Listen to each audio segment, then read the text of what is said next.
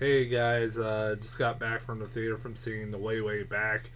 I know most people watching this, if you are thinking, "What the hell is The Way Way Back?" Yeah, this was a movie that I didn't know much about going into it until about a couple days ago, honestly, because I'd heard briefly about this movie every so often, and I'd heard really good things about it, and I never saw any trailers for it until a couple days ago, and it wasn't like I said until a couple days ago that I really even had any idea what this movie was about. And from the trailers, it looked good.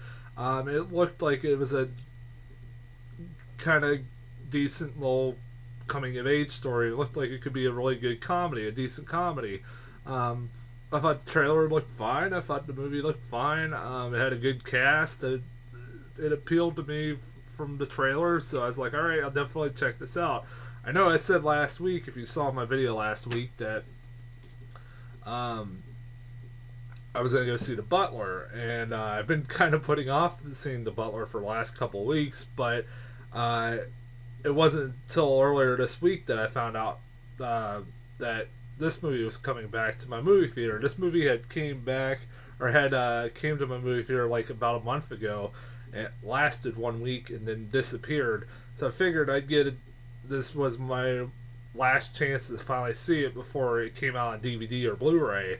And I didn't know when the hell it was going to be coming out then. So and this also was a certified fresh film on Rotten Tomatoes. So if you haven't don't know, this one of my goals this year has been to try to see every certified fresh film on Rotten Tomatoes that comes to my movie theater, and this was one of them. So I figured I'd try to get this one out of the way. And coming out of this, even though going into this, like I said, I didn't have very high expectations, but I thought it looked all right from the trailers. But coming out, honestly, this is one of the better freaking movies of this year, in my opinion.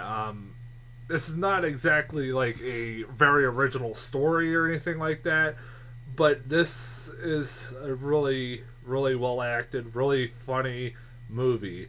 I was entertained for an hour and a half. I laughed my ass off a lot in this movie. I don't highly don't regret seeing this movie. I really don't regret seeing this movie. I guarantee I probably will.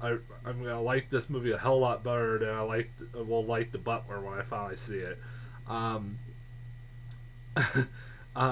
I so I figured that since most people don't probably know what the hell this movie is about, I should probably get into what this movie is actually about.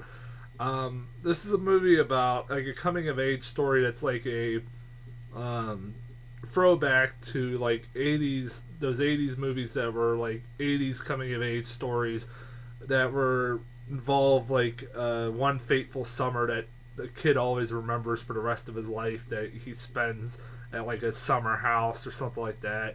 And one of those kinds of movies, you've seen them a million times before. Except this one don't have narration or by the older version of the kid, which is fine. That that's a good thing, not a bad thing. That would have been kind of distracting, really. Um, but it's about this kid who's a teenage kid who um, is stuck with his mom and her boyfriend. His mom and his dad got divorced, and now her has a now she has a new boyfriend who's played by Steve Carell.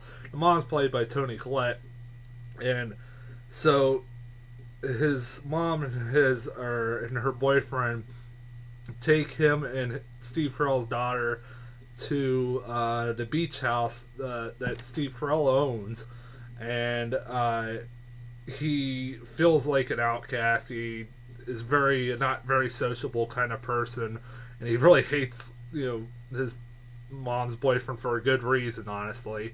And I'll get into Steve Carell a little bit more in a little bit, but he finds this water park nearby, and that's run by Sam. I almost said Sam Shepard. It's a completely different actor. Sam Rockwell, who befriends him and lets him have a job at this water park, and he becomes friends with all the employees that work there and everything else, and he becomes one of them, and he becomes more sociable and everything else. And there's a little bit of a love story with him and the girl next door at the next door beach house, played by Anna Sophia Robb, and everything else. But it's a very cliche kind of movie. But one of the things that really helps this movie is that the characters in this movie are really good. I loved everybody in this movie. I can't even think off the top of my head anybody I really disliked. There were 3 particular actors that I really liked in this movie a lot. One was the teenage boy. Yeah, he's very non-sociable and stuff like that, but he carried this movie very well. I thought he was very good in this. I think this is his first role. I've never seen him in anything before this. He's pretty good. I liked him in it. He carried it well. He carried himself very well, and he played the role very well. And he played the awkward teenager like I said, very, very well. But he was very likable and not very annoying, like some teenagers in movies can be. And that really helped. That he wasn't like a really grating on the nerves kind of character. He wasn't a whiny, bitchy, moany kind of character, so that was good. I also really liked Sam Rockwell. This is a guy that doesn't get enough recognition, and I'm kind of glad I'm seeing a lot of critics giving him a lot of praise in this movie, because he's really good, and he's one of those actors that doesn't get a lot of recognition and doesn't get enough praise doesn't get more praise than he deserves.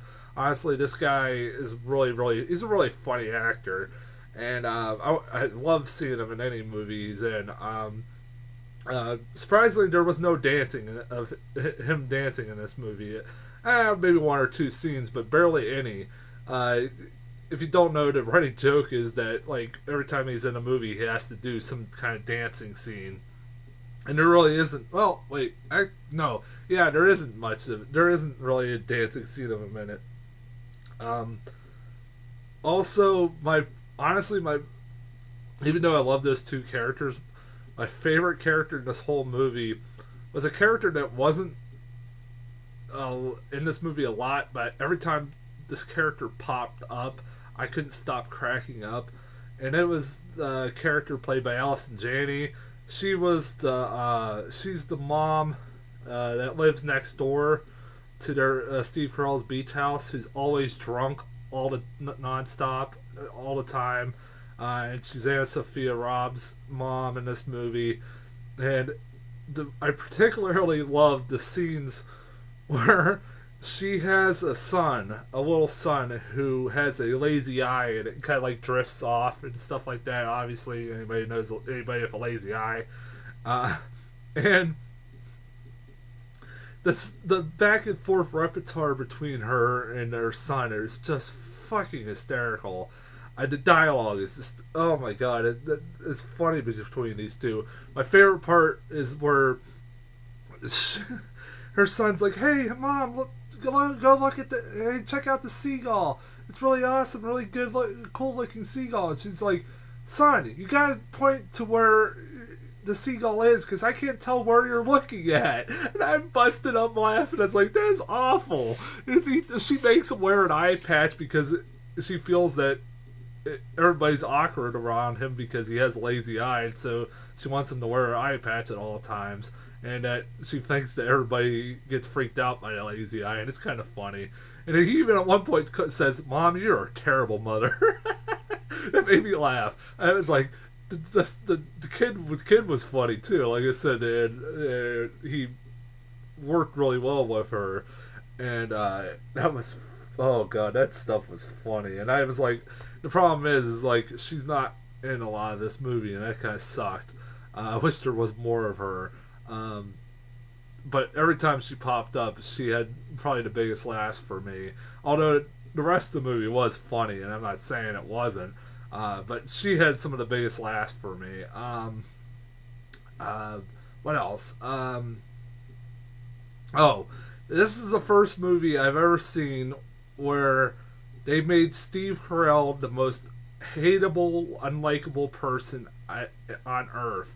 My God, they did. I didn't think that was possible. I love Steve Carell to death. I think he's a really great comedian. I cherish him. I think he's one of the Office was one of my favorite shows of all time, and he played an unlikable character in Michael Scott. When I first saw the trailer, I thought, okay, so he's basically playing Michael Scott, and this is Michael Scott if he was a stepdad. No, Michael's difference between this character and Michael Scott is that Michael Scott was a likable, had redeemable qualities. This character absolutely has none, and he is an asshole. And you really hate this character, and you're supposed to hate this character. And I thought he did a really good job as an unlikable asshole in this movie. I also like Toni Collette, because Toni Collette's a really good character actor. She always plays the mom and everything, and she's very good at doing that. She was very good in this. Anna Sophia Robb, who I hadn't seen in a movie in a long time, was the girl in Bridge to Terabithia and stuff like that. She's very good in this. I always liked her as an actress every time I saw her in a movie. Everybody's really good in this.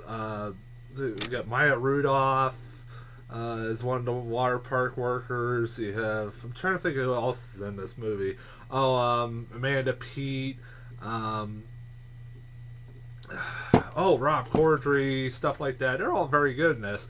One of the things, like I said about Steve Carell, I don't want to get back to Steve Carell a little bit here, is that I almost forgot to mention, is that, I kind of assumed going into this movie, and this is where the movie kind of becomes unpredictable, that by the end of this movie, you kind of grow to like Steve Carell's character, and that he ends up becoming a really good guy, and you find out he's a really good guy.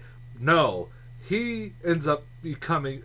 He by the end of this movie is still a dick you do not like whatsoever. I'm not joking, and that's mainly because of something you find out about halfway through the movie about him that makes him from just an unlikable person to an absolute dick, and you want to punch in the face. I'm not joking. I won't reveal what that twist is, and I didn't see that coming. So you know what? That was that was one of the only unpredictable parts about this movie, honestly. And if I could complain about one thing, and it seems like this is a recurring theme this year, is that I kind of hated the ending to this, and this was something I've addressed in the. I had the same problem with The World's End, which I gave a good review last week to. In that I didn't kind of like this ending to this movie because it kind of makes Toni Collette come off as a pushover and a wet blanket by the end of this movie because of the decision that she makes, and it kind of almost question her judgment by the end of this. Although I can kind of understand, but at the same time, you're like, you made her character come off just completely like a pushover, and I didn't like that. I was hoping it wouldn't go that way at the end, but it did, and you're like, God damn it, that pisses me off. I can't, if I'm not making any sense, this is one of those again. I don't want to reveal it and spoil it. If I like a movie enough, I won't spoil it. So this is one of those examples. I don't want to spoil it for you. But again, I could kind of see why she makes the decision that she does. But at the same time, I kind of like, really? I kind of just like was kind of going, really, really, really. This is it makes her character kind of seem dumb. Trying to think, there isn't really anything. Oh, the other thing I felt was really weird, and this is not really a complaint, but just felt was really weird about it, was that you almost couldn't tell what kind of time period this was supposed to take place in. I figure it's taking place in the present, but there are elements of it where it seems like it's either taking place in the 90s, the 80s, something like that. But like some of the music that's being played or some of the interactions that happen between characters and stuff like that, you kind of feel like this is supposed to take place in the 80s or the 90s, but then there are elements of the present in here and then that make you feel like, okay, this is an actual movie about the present, not the past. And I'm sitting there like, well, what time? I think this movie's a little bit confused on what time period this is supposed to take place in. It kind of made me kind of confused. Maybe somebody can address that. And also, this is just nitpicking. But I was thinking about this on my way out of the theater. Why the hell is this movie called Way, Way Back? Anybody tell me that? I thought, is this movie based off a book that explains why it's called that? No, this is not a movie based off a book. I don't know why it's called the Way, Way Back. I hate obscure titles like that. Just fucking have a reason why this movie's called The Way, Way Back. And don't make me kind of go, where the hell, why is this? That's nitpicking, really. But it's like, what was the point why is it called The Way, Way Back? A good example of another movie like that was this year, The Place Beyond the Pines. But I had to do some research. And when I did the research, I found out that, like, The Place Beyond the Pines was referring to the town that the movie takes place in. So I said, okay, I get it now. But still, I mean, if anybody can explain to me why it's called The Way, Way Back, I'd appreciate it. Whatever. Yeah, I guess that's about it. So, yeah, highly recommend this movie. It's really funny. It's a really good sit. I had a blast. I think this is one of the better movies of the year. Even though, like I said, it has the same problem as a lot of the movies this year, but the ending kind of making me go, really? But it's another movie where it doesn't hurt it, and I still was entertained as hell. And I really enjoyed this movie. I thought it was really funny. It wasn't. If you're looking for something really original, this isn't exactly it. But if you're looking for a movie that is really entertaining and really great, has nothing but great characters, this is a character movie. I forgot to mention that, is that this is a really just a character-driven movie. And because of that, you know, it's a really well-done film. And like I said, everybody in this movie I thought was really, really good. I could not complain about anybody in this movie. So yeah, I recommend it. If you get a chance to see it at any theater near you, go see it before it leaves. And I'll be back next week with either The Butler or Insidious Chapter 2. Even though I hated Insidious Chapter 1, I might go see Insidious Chapter 2. Well, I didn't hate Insidious Chapter 1. I just thought that was more of a comedy than a horror movie. Which, if I'm interested in where this movie, that the second one goes. But I might go see that or The Butler. I don't know. I might go see The Butler because I've been putting that movie off for way too long now. But one of those two I'll be back with, and I will see you guys later.